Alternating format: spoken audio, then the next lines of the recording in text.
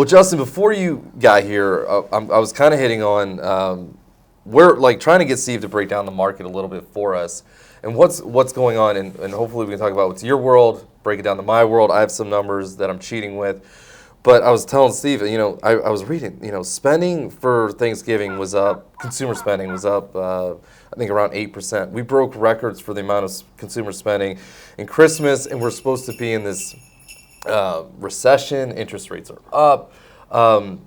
And my question was to Steve, is this not come full circle yet? Has it not hit home to these families where they feel like they can still spend crazy amounts of money when I don't know, there's implications coming? I don't know. What does this mean? Well, I'll start off since I didn't get a chance to address that before Justin got here. But to answer your question, I think it's a couple of folds that you have to think about too, though. One is how that is statistically measured.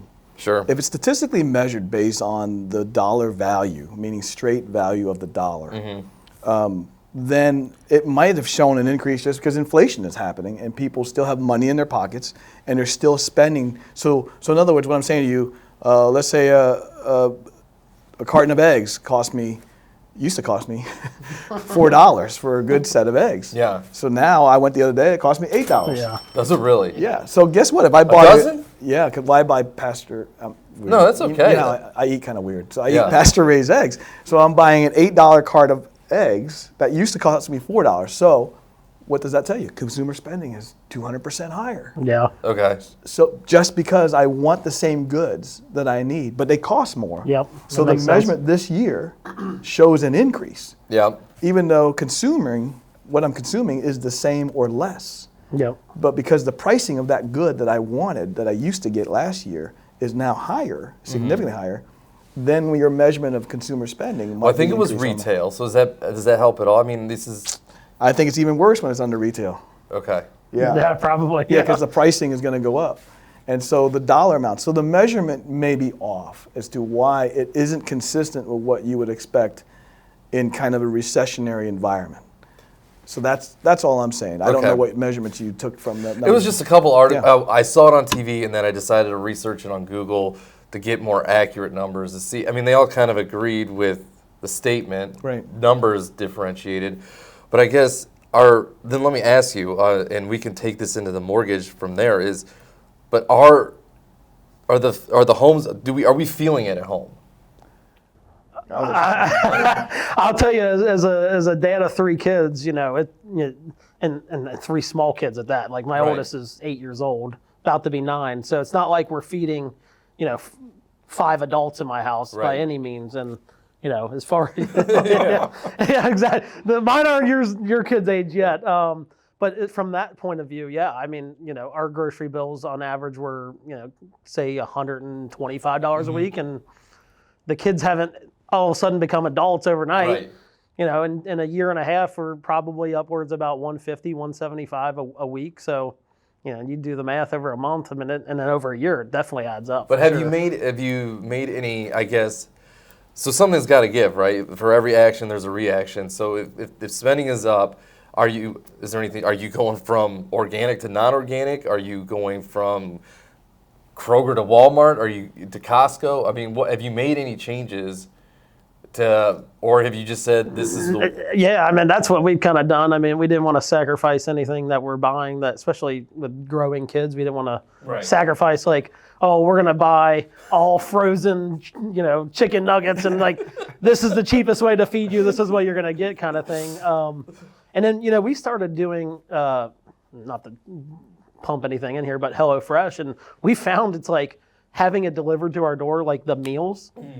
I mean, it's, we're spending less on that than we are when we go and actually buy those meals at a grocery store. Yeah. So that's kind of one of the adjustments that we've made on that end of thing. But as far as sacrificing, we were just look, it's going to be more expensive. It is what it is. We can't not have milk in the house, right? Just because it's $2 more a gallon right now, we can't not have it. So I think what he touched on is a very important point, though. I think there's a thought of what do I need and what I don't need. Yeah.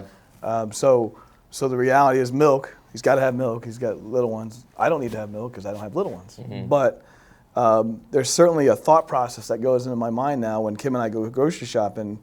I'm thinking meats, for an example. I'm thinking, okay, I'm just going to get what I'm going to need for this week and cook it. Whereas before, we would stockpile. Yeah, You know, that's if it was true. on a good sale, you would stockpile. Now, a good sale for steaks are like $12.99 a pound. I know, right? Yeah. Before, it was $7.99 a pound or $6.99 a pound. So the reality of your thinking, it has changed, even though it appears like it hasn't, because you're still eating it. It's just a matter, if you look at my freezer, it looks completely different today than it did probably a year and a half, 2 years ago. Right. In that I'm not stockpiling anything, I'm just kind of eating and consuming makes as I sense. go along, just to pace it out. Yeah, and I think a lot of people weren't aware of the waste they had. Like by doing Yeah. stuff like that, they're like, oh, I'm gonna buy all this food. When it was cheap, it's like, okay, that's fine. And then all of a sudden, they eat out twice Great that point. week or whatever.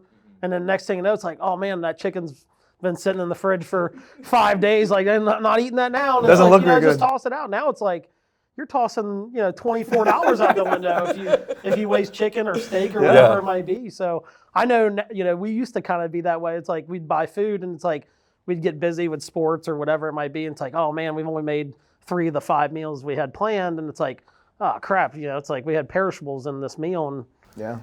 now they're gone. It's Right. like, now it'd be like, we're making a point to, if we buy food or we have meals, like those are going to be, they're going to get made, so hopefully it saves on waste too. I think people are more cognizant of For sure. of wasting food for sure. Yeah, leftovers become more important. Oh yeah. Absolutely.